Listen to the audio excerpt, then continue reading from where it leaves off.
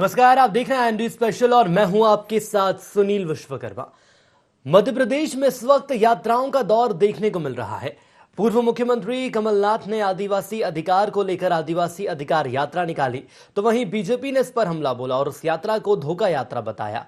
और अब जाकर यदि हम बात करें बीजेपी की, तो बीजेपी भी यात्रा निकालने की तैयारी कर रही है।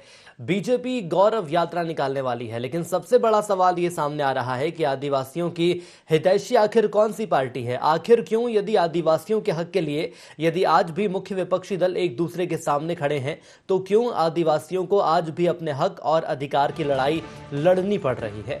दरअसल मेल मिलाप यात्रा से क्या बात बनने वाली है? बड़ा सवाल सामने आ रहा है। बीजेपी मेल मिलाप यात्रा को देखते हुए लगातार प्रयास कर रही है, तो दूसरी ओर यदि हम बात करते हैं आदिवासियों की, तो आदिवासी इलाके पर उपचुनाव से पहले मुख्य विपक्षी दलों ने फोकस कर लिया है। लेकिन अब देखना होगा कि आखिर आदिवासियों को साधने की कवायद कितनी सफल साबित होती है। दरअसल उपचुनाव होने वाले हैं मध्य प्रदेश में, और उपचुनाव से पहले आदिवासी इलाकों पर बीजेपी ने पूरी तरह से फोकस किया है।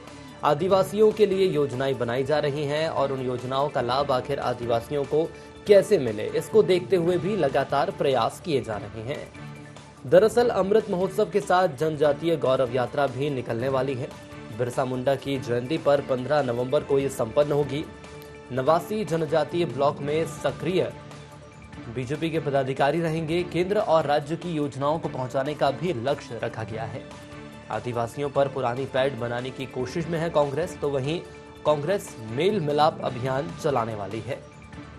पार्टी अनुसूचित जनजाति के कार्यकर्ताओं को लेकर आदिवासियों के बीच पहुंचेगी।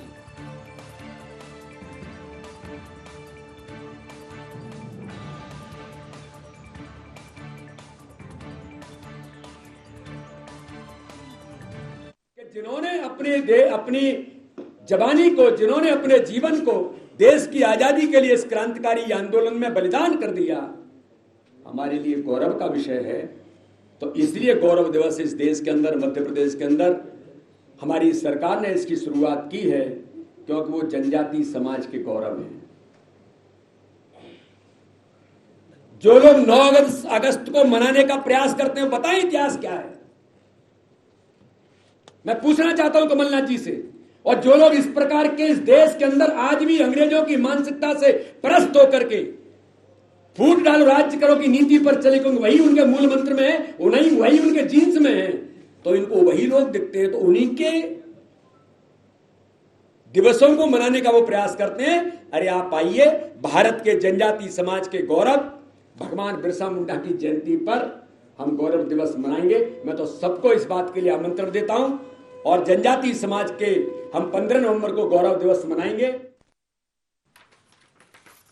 तो आपको बता दें कि आदिवासियों को साधने के लिए बीजेपी और कांग्रेस दोनों ही एक मंच पर नजर आ रहे हैं और आदिवासियों को साधने के लिए अलग अलग तरह से लगातार प्रयास किए जा रहे हैं। सबसे पहले यदि हम बीजेपी की बात कर लें तो बीजेपी गौरव यात्रा निकालने वाली है, और कांग्रेस की बात करें तो कांग्रेस मेल मिलाप यात्रा निकालने वाली है। लेकिन देखना होगा कि आखिर आदिवासी हितैषी पार्टी कौन सी है। हमारे साथ खास मेहमान जुड़ चुके हैं। सबसे पहले परिचय आपका उनसे करा देता हूं, उसके बाद चर्चा को आगे बढ़ाएंगे। बीजेपी से राकेश शर्मा जी जुड़ चुके हैं और वरिष्ठ पत्रकार योगीराज योगेश जी भी हमारे साथ जुड़ चुके हैं। साथ ही साथ पंकज शर्मा भी हमारे साथ जुड़ेंगे। सबसे पहले योगीराज जी, मैं आप ही के पास आना चाहूंगा। वरिष्ठ पत्रकार हैं सर, आप लंबे वक्त से मध्य प्रदेश की राजनीति आप देख रहे हैं, लेकिन आज तक यदि हम आदिवासियों की बात करें तो सिर्फ वोट बैंक के रूप में ही उनका इस्तेमाल किया जाता है। अब एक बार फिर से मध्य प्रदेश में नई सियासत देखने को मिल रही है आदिवासियों को लेकर। एक तरफ मेल मिलाप यात्रा, तो दूसरी तरफ कहा जा रहा है कि बीजेपी गौरव यात्रा निकालने वाली है। लेकिन मैं समझना चाहूंगा आपके माध्यम से, आखिर इन यात्राओं के सियासी मायने हम क्या निकालें? यात्राओं का सियासी माने एक ही है, आदिवासी वोट बैंक पर कैसे पकड़ की जाए। और दोनों ही राजनीतिक दल इसको भुनाने में लगे हुए हैं, कौन आदिवासियों को अपने पक्ष में खड़ा कर सकता है। यह बात हम सब जानते हैं कि आजादी के बाद से कांग्रेस पार्टी का शासन रहा, और ये जो आदिवासियों के जो वोट बैंक है वो बहुत हद तक कांग्रेस के साथ रहा है।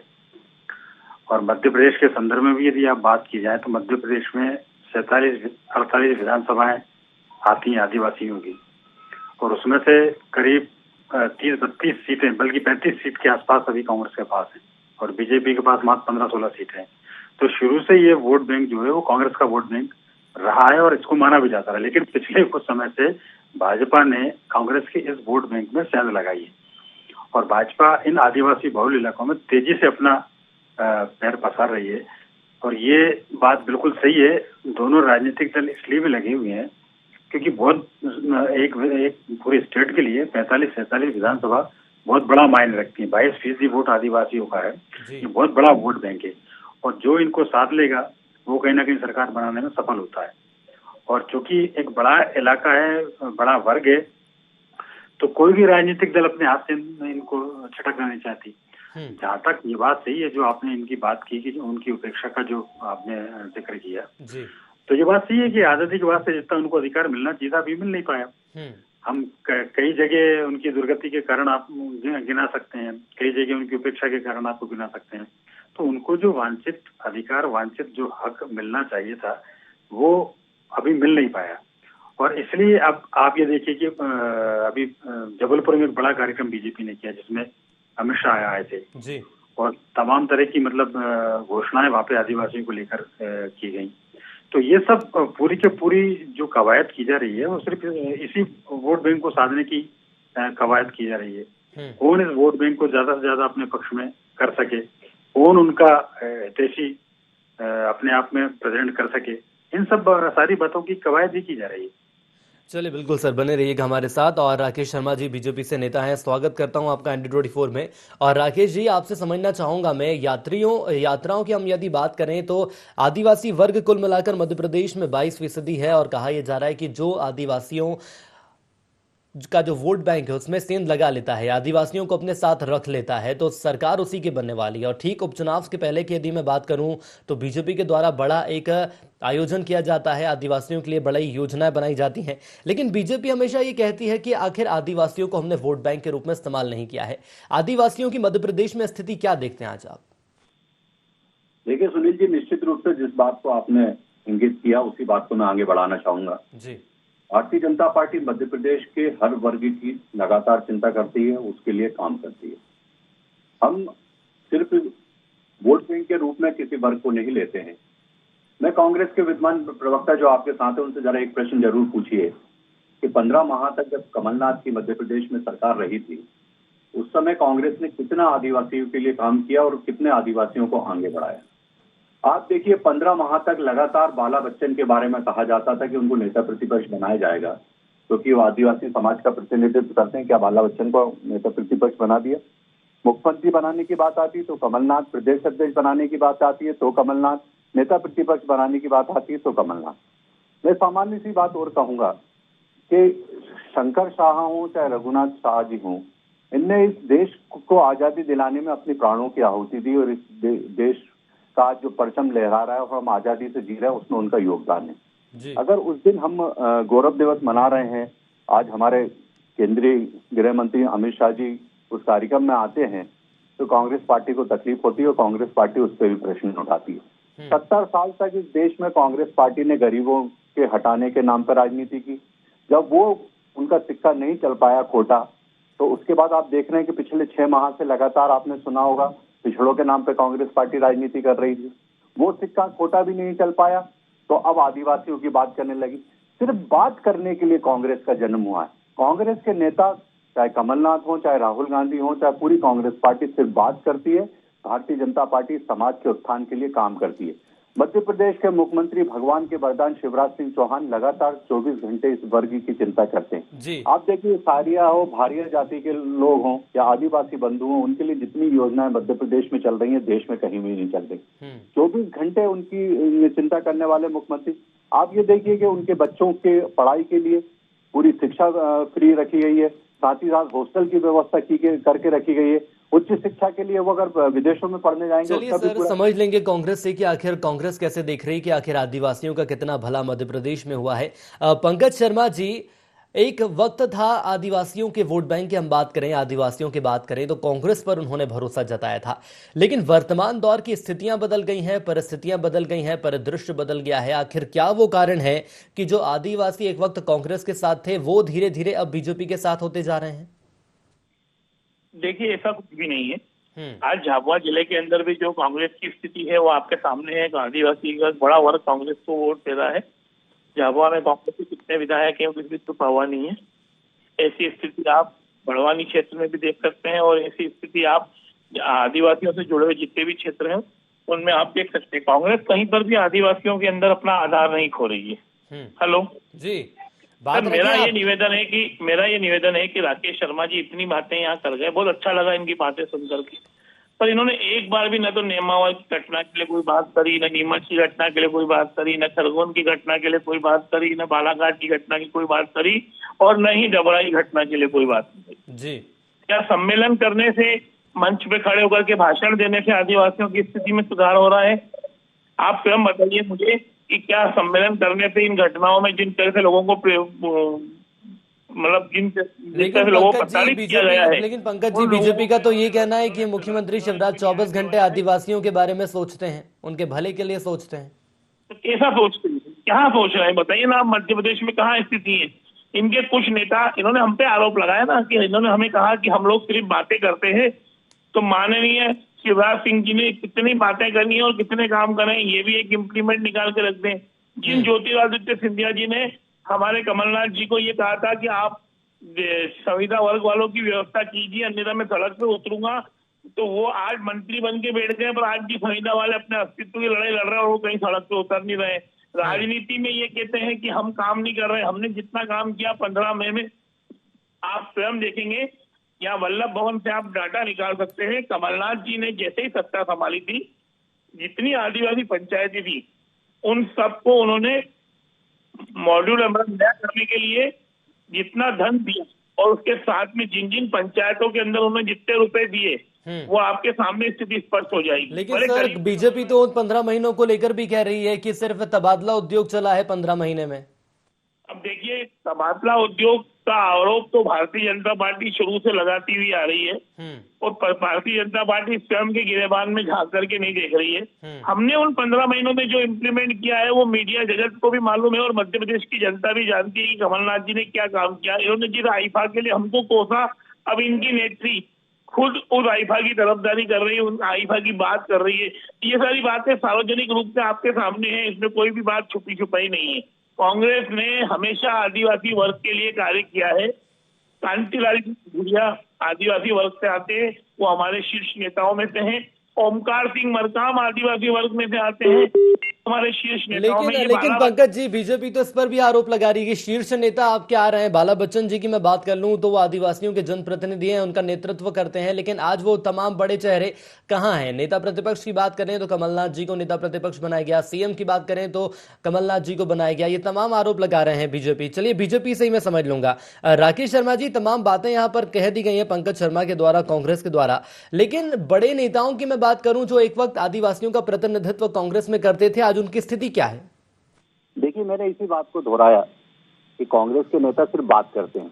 अभी भी आपके चैनल के माध्यम से कांग्रेस के नेता बात कर रहे हैं। मैंने इनसे पूछा कि 15 माह में एक भी आदिवासी बंधु के लिए कोई योजना लागू की गई हो या योजना चिंता की गई हो तो बताइए। आपने बहुत अच्छा कहा सुनील जी कि 15 माह में सिर्फ ट्रांसफर उद्योग चला। आप देखिए कि उमंग सिंगार कांग्रेस सरकार के वरिष्ठ मंत्री थे जिनने पद और गोपनीयता की शपथ ली थी। उनने क्या कहा था कि खनन माफिया हो, शराब माफिया हो, वो कांग्रेस के बड़े नेता हैं और उनने दिग्विजय सिंह जैसे बड़े नेता का नाम लिया। कहीं ना कहीं गोविंद सिंह जो कांग्रेस के वरिष्ठ मंत्री थे, उनने कहा कि मैं शर्मिंदा हूं कि हमारी सरकार में सबसे ज्यादा अवैध खनन हो रहा है। तो ये सर्टिफिकेट तो कांग्रेस के नेता देते थे। मेरा एक और बात कहना है कि आज भी पिछले कई लंबे समय से चर्चा चल रही थी कि कमलनाथ एक पद छोड़ेंगे और किसी आदिवासी बंधु को देंगे। इनने मरकाम साहब का नाम लिया, उन मरकाम साहब का भी नाम चला कि उनको प्रदेश अध्यक्ष बनाया जाएगा कांग्रेस पार्टी का। लगातार अखबारों में छपा, कई चैनलों पे इस बात को इंगित किया गया कि जल्दी उनका अध्यक्ष के रूप में ताजपोशी होगी। हुई क्या? मेरा ये कहना है, जो मैं बार बार बात कह रहा हूँ कि 70 साल से सिर्फ बातें कांग्रेस पार्टी कर रही थी, इसलिए आज जनता ने नकार दिया है। आप देखिए, कांग्रेस के नेता भी कहेंगे कि साहब हमारे नेताओं ने पार्टी छोड़ी इसलिए भाजपा की सरकार बनी। उसके बाद 28 स्थानों पे चुनाव हुए थे सुनील जी, और इस मध्य प्रदेश की जनता ने भारतीय जनता पार्टी की सरकार और शिवराज सिंह चौहान पर विश्वास व्यक्त किया और उनको चुना। अगर 15 माह में इतने अच्छे काम कमलनाथ जी ने या उनकी पार्टी ने किए होते तो इतनी बुरी हार मध्य प्रदेश में उपचुनावों में कांग्रेस लेकिन की सर नहीं उनका होती। तो ये कहना है कि हमें तो पूरा वक्त ही नहीं मिला। यदि हमें पूरा वक्त मिलता तो वो तो 15 महीने की लेकर गुणगान कर रहे हैं कि जितने 15 सालों में नहीं हुआ काम उतना हमने 15 महीने में किया है। मैं आपके पास आऊंगा, लेकिन पहले योगेश जी मैं आपके पास आना चाहूंगा। सर यदि जिसके पहले आपने अभी स्टेटमेंट दिया था, अभी आपने ये कहा था कि जो आदिवासी वोट बैंक है वो अब धीरे धीरे बीजेपी के साथ आ रहा है, क्या इसीलिए ये मान लिया जाए सरकार के द्वारा लगातार तमाम बड़ी योजनाएं चलाई जा रही हैं, बनाई जा रही है आदिवासियों के लिए, यहां तक कि जो बूथ लेवल के कार्यकर्ता हैं उन्हें भी प्रभार सौंप दिया गया है कि आप आदिवासियों के बीच जाएं, समुदाय के बीच जाए और उनको बताएं कि आखिर उनके लिए योजनाएं चल रही हैं। तो क्या कहीं ना कहीं एक ये भी रोड मैप है आगामी चुनावों को देखते हुए बीजेपी का? नहीं, बिल्कुल सही बात है। अगला टारगेट बीजेपी का यही है। और अभी तो अगला टारगेट क्या, अभी तो ये 3 उपचुनाव और एक खंडवा लोकसभा उपचुनाव जो कि आदिवासी बहुल इलाका है, तो डेफिनेटली ये सीट जीत के बीजेपी ये संदेश देना चाहती है कि आदिवासी हमारे साथ पक्ष में खड़े हुए हैं। अब ये अलग बात है कि कितने आदिवासी इनके साथ आते हैं, लेकिन ये बात बिल्कुल सही है कि आजादी के बाद से जो एक कांग्रेस का जो मूल वोट बैंक था आदिवासियों का, वो थोड़ा सा झटका है और वो थोड़े बीजेपी की तरफ शिफ्ट हुआ। इस बीच एक डेवलपमेंट ये भी हुआ कि आदिवासी खुद ये मान के चलने लग गए हैं कि अब हम राजनीतिक दलों के आगे पीछे क्यों घूमें, हम अपना ही संगठन क्यों ना बनाएं। और इसी तारतम्य में जो जैस की जो स्थापना हुई है, एक इसी सिलसिले में एक युवाओं ने एक नया संगठन बनाया और उसने अपनी पकड़ कुछ दिनों में मजबूत बनाई है। तो जैस एक बहुत बड़ा चुनौती है दोनों राजनीतिक दलों के लिए।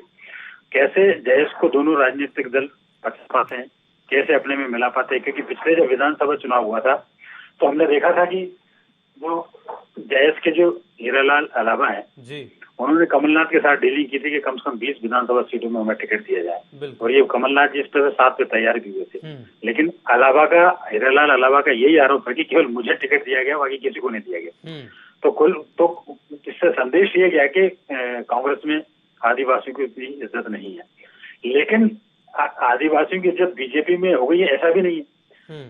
तो कुल मिला के ये कि इस वर्ग को प्रभावित करने के लिए जो जी थोड़ा मेहनत करनी पड़ेगी और बीजेपी उसी दिशा में आगे बढ़ रही है। जिस तरीके से मैंने जिक्र किया था कि जबलपुर में जो फंक्शन अमित शाह की उपस्थिति में आयोजित किया गया और उसमें तमाम तरह की जो घोषणाएं की गई कि आदिवासियों के परिवार तक मुफ्त में राशन पहुंचाया जाएगा, उनके बच्चियों की वन अधिकारों को पट्टे की व्यवस्था की जाएगी, शिक्षा की व्यवस्था की जाएगी, ये तमाम तरह की जो घोषणाएं की। और अमित शाह ने आखिरी में ये भी कहा कि मैं जानता हूँ शिवराज सिंह जी इन घोषणाओं को पूरा करेंगे। तो अब ये सरकार के ऊपर बड़ी जिम्मेदारी है कि वो इन घोषणाओं को पूरा कैसे कर पाती है और कार्यकर्ताओं के लिए टारगेट है कि वो इन योजनाओं को कैसे लेकर आदिवासियों तक जाते हैं, ताकि आदिवासियों में ये भरोसा पैदा किया जा सके कि असली हितैषी भाजपा है।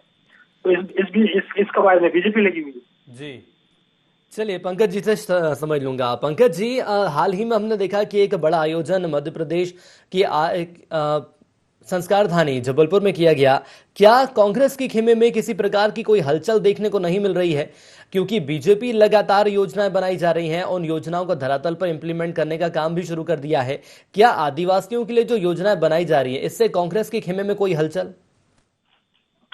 देखिए, मेरा ये कहना है कि भारतीय जनता पार्टी कितनी भी योजनाएं बनती, उन योजनाओं को जितना पटल पर लाने का प्रयास करेगी तो वो योजनाएं पूर्व में शिवराज सिंह चौहान द्वारा 100% बनाने के बाद पटल पे आते आते क्षीण हो जाती है। अगर भारतीय जनता पार्टी इस तरह की प्रलोभन की योजनाएं बना भी रही है तो जब तक आदिवासियों को मूल रूप से इसका फायदा नहीं मिलेगा तब तक आदिवासी कहीं पर भी भारतीय जनता पार्टी के साथ आने वाले नहीं। मैं आप पे मूलतः एक बात कहता हूँ कि आदिवासी जो है वो 75% आदिवासी वर्ग जो है वो दैनिक वेतन भोगी होते।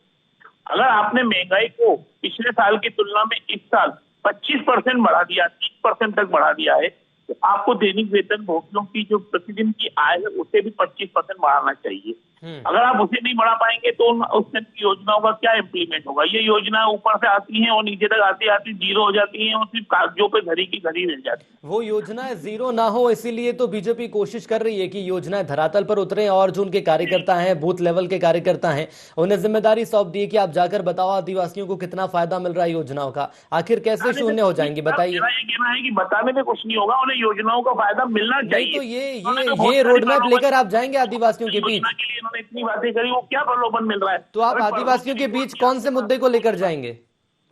हाँ जी, आदिवासियों के बीच कौन से मुद्दे को लेकर जाएंगे? बताएंगे आपकी कौन सी योजनाएं चल रही है, उनके लिए कौन सी नहीं चल रही है, कितना फायदा मिला उन लोगों को? देखिए, मेरा ये कहना है कि आज की तारीख में आदिवासियों के नाम पर इसको जो योजना इन्होंने इम्प्लीमेंट करी है, उनमें से कोई भी योजना का फायदा आज आदिवासियों को नहीं मिल रहा है। आज की तारीख में आदिवासी बड़ी शीर्ण जीवन जी रहे हैं, और जो स्थिति इन्होंने बात करी है, मतलब इन 15 सालों में तो इन्हीं की सरकार रही है। बार बार राकेश शर्मा जी हमारे 70 साल की बात करते हैं, मैं उन्हें बार बार समझाने की कोशिश कर रहा हूँ कि प्रदेश की चैनल पे बैठे हैं, हम प्रदेश के इम्प्लीमेंट की बात करें तो जो 15 सालों में इनकी सरकार रही है, उन 15 सालों में इन्होंने आदिवासियों की क्या स्थिति बनाई है, क्या घर से मिलाई खड़ा किया है, वो इनके सामने है। और वहां से उबार पाने के लिए सिर्फ मंच पे खड़े होकर के बड़े बड़े भाषण देने से और बड़ी बड़ी योजनाओं की बातें करने में कोई फर्क नहीं पड़ता। शिवराज सिंह जी ने स्वयं आदिवासियों के लिए योजना जितनी इम्प्लीमेंट करी थी, झाबुआ में पंचायत स्तर पर, तहसील स्तर पर स्वयं इन्होंने, जो कमलनाथ जी ने अपने स्तर पर कार्य किए थे, वो सभी को दिखे थे। बड़वानी में इनके कार्य दिखे थे कमलनाथ जी के। इस तरह कार्य शिवराज सिंह जी को करने पड़ेंगे, पर प्रत्येक पंचायत में, प्रत्येक मतलब तहसील में जाकर के उन कामों को, जो पैसा भोपाल से आवंटित हो रहा है, उस पैसे को आखिरी तक बंटवाना पड़ेगा, अन्यथा वो कार्य होगा नहीं और कागजों में फिर वही सिमट के रह जाएगा, जैसे हमारे यहाँ की अमेरिकन सड़कें सिमट के रह चुकी है।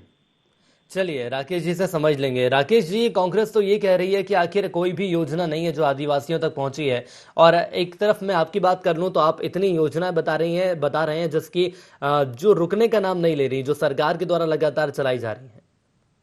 देखिए सुनील जी, कांग्रेस के विद्वान साथी पंकज शर्मा जी जो बात कर रहे हैं, उनको हो सकता है कि राहुल गांधी जी के जो पिताजी थे, राजीव गांधी, जो देश के प्रधानमंत्री थे, उनका ध्यान याद आ रहा हो कि केंद्र से मैं 1 रुपए भेजता हूँ और जनता के बीच मात्र 15 पैसे पहुंचते हैं। आज देश में मोदी जी का राज है, वहां से अगर 1 रुपए दिया जाता है तो वो पूरा का पूरा 1 रुपए जनता के पास पहुंच रहा है, सीधा जनता के हाथ में पहुंच रहा है जी। दूसरी बात, जब जब मध्य प्रदेश में चुनाव आते हैं, कांग्रेस पार्टी को आदिवासी भी याद आने लगते हैं, दलित भी याद आने लगते हैं, पिछड़े भी याद आने लगते हैं। 15 माह की सरकार में इस वर्ग के लिए क्या काम किया, मैं बार बार कह रहा हूँ। दूसरी बात, मध्य प्रदेश की अगर बात की जाए तो मंडला डिंडोरी जो क्षेत्र है, आदिवासी बाहुल क्षेत्र है। आप देखिए कि वहां से हमने फग्गन सिंह कुलस्ते जी को केंद्रीय मंत्री बनाया। ओम प्रकाश धुर्वे भारतीय जनता पार्टी के राष्ट्रीय मंत्री हैं, साथ ही साथ महाराष्ट्र जैसे बड़े प्रदेश के सह प्रभारी हैं जी। संपत्ता उइके जी सांसद हैं। इसके बाद छत्तीसगढ़ की जो राज्यपाल बनाई गई है, वो भी मध्य प्रदेश का प्रतिनिधित्व करती हैं, आदिवासी समाज का प्रतिनिधित्व करती हैं। ऐसी एक लंबी फहरिस्त है। मैं गिनाना चाहूंगा तो बहुत सारे जनप्रतिनिधि भारतीय जनता पार्टी के आदिवासी वर्ग के बड़ी बड़ी जिम्मेदारियों पर काम कर रहे हैं। अभी सोलंकी जी को राज्यसभा में भेजा, वो भी आदिवासी बंधु है, एक युवा चेहरा है और आदिवासी समाज के बीच लगातार काम कर रहे हैं। पर आपने देखा कि आपके साथ जो विद्वान जो हमारे पत्रकार बंधु बैठे हैं, उनने स्पष्ट रूप से कहा कि जैस के साथ समझौता किया कमलनाथ जी ने, और हीरा लाल अलावा को छला कि उनको एक अकेली सीट दे दी और बाकी जो जैस के बंधु चुनाव लड़ना चाह रहे थे उनको कहीं ना कहीं अंधेरे में रखा और हीरा लाल अलावा को अकेला टिकट दिया। तो ये तो हमेशा से आदिवासियों को ठगने का काम करते हैं। मैं तो ये कह रहा हूँ ना, इनको बुरा लगता है, 70 साल की बात क्यों करते हैं? अरे 70 साल तक आपने आश्वासन के अलावा दिया क्या है जनता को? आज अगर देश के प्रधानमंत्री की बात की जाए तो आज आदिवासी बंधुओं के घर में अगर उजाला हो रहा है तो वो उज्ज्वला योजना के तहत देश के प्रधानमंत्री नरेंद्र मोदी ने उनके यहाँ बिजली पहुंचाई है, उनको पक्के मकान दिए हैं। कहीं ना कहीं प्रधानमंत्री आवास योजना में उनको पक्के मकान मिले हैं, उनको गैस का चूल्हा मुफ्त मिला है, कहीं ना कहीं उनको अनाज मुफ्त मिल रहा है। ये सब सुविधाएं देश के प्रधानमंत्री मोदी जी ने दी। आपकी भी सरकार रही है, आपने भी लगातार राज किया, ये योजनाएं क्यों नहीं पहुंचा पाए? जिन आदिवासियों ने कभी बैंक का दरवाजा नहीं देखा था, वहां तक पहुंच नहीं पाते थे, हमने जनधन खाते के तहत उस बैंक के अंदर उनका खाता खुलवाया और उनको वहां इसी वाले बैंक के अंदर तक पहुंचाया। आपने तो सिर्फ बातें की। चलिए सर, बातें कांग्रेस के द्वारा की गई, वक्त की मेरे पास कमी है। एक अंतिम प्रतिक्रिया मुझे योगेश जी से लेनी होगी। योगीराज जी, मैं समझना चाहूंगा, बीजेपी और कांग्रेस तो लगातार ये कह रही है कि आदिवासी हमारे साथ हैं, लेकिन जयस एक बड़ा संगठन बनकर उभरा है, बड़ी पार्टी बनकर उभरा है। उपचुनाव में बीजेपी और कांग्रेस के लिए जयस कितनी बड़ी चुनौती के रूप में देखते हैं आप? नहीं, देखिए, ट्राइबल बेल्ट में जयस चुनौती तो है, उनके साथ लोग जुड़े हुए हैं, उनका एक संगठन बहुत धीरे धीरे काम कर रहा है, लेकिन बड़ा तेजी से और बड़ा मजबूती के साथ आगे बढ़ा है। और मेरे ख्याल से कम झाबुआ बेल्ट की अपन बात कर लो तो एक दर्जन से ज्यादा विधानसभा सीटों पर उनकी पकड़ बनी हुई है। तो ये बहुत बड़ा फैक्टर है। और इसके पहले की यदि आप बात कर लो तो इधर यदि महाकोशल क्षेत्र में यदि आप जाएंगे तो गोंडवाना गणतंत्र पार्टी का एक अपना वजूद है। आज वो भी भले ही खुद जीतने की स्थिति में नहीं, लेकिन वोट काटने की स्थिति में तो है। कई सीटों पर गोंडवाना मतलब बीजेपी और कांग्रेस दोनों बिना गोंडमाना के कदम आगे नहीं बढ़ा सकते। तो ये दोनों, चाहे देश की बात करें चाहे गोंडमाना की बात करें, बहुत इंपॉर्टेंट फैक्टर है। और दोनों राजनीतिक दलों को, बीजेपी और कांग्रेस को, इन दोनों आदिवासी दलों को लेकर ही चलना पड़ेगा।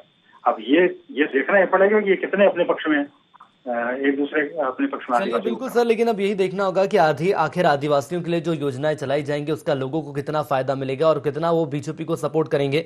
हमारे साथ जुड़ने के लिए आप तीनों का बहुत धन्यवाद। तो यात्राओं पर सियासत लगातार जारी है, लेकिन इसके बावजूद कहा जा रहा है कि जॉयस एक बड़ा संगठन बनकर उभर कर सामने आ रहा है।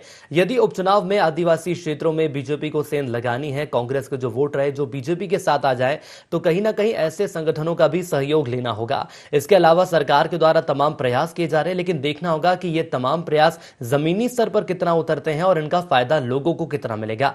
यदि लोगों को इसका फायदा मिलेगा तो ये कहा जा सकता है कि जो आदिवासी वोट बैंक है, जो ट्राइबल एरिया है, वो बीजेपी के साथ रहेगा। और इसी के साथ IND स्पेशल में इतना ही। दीजिए इजाजत, नमस्कार।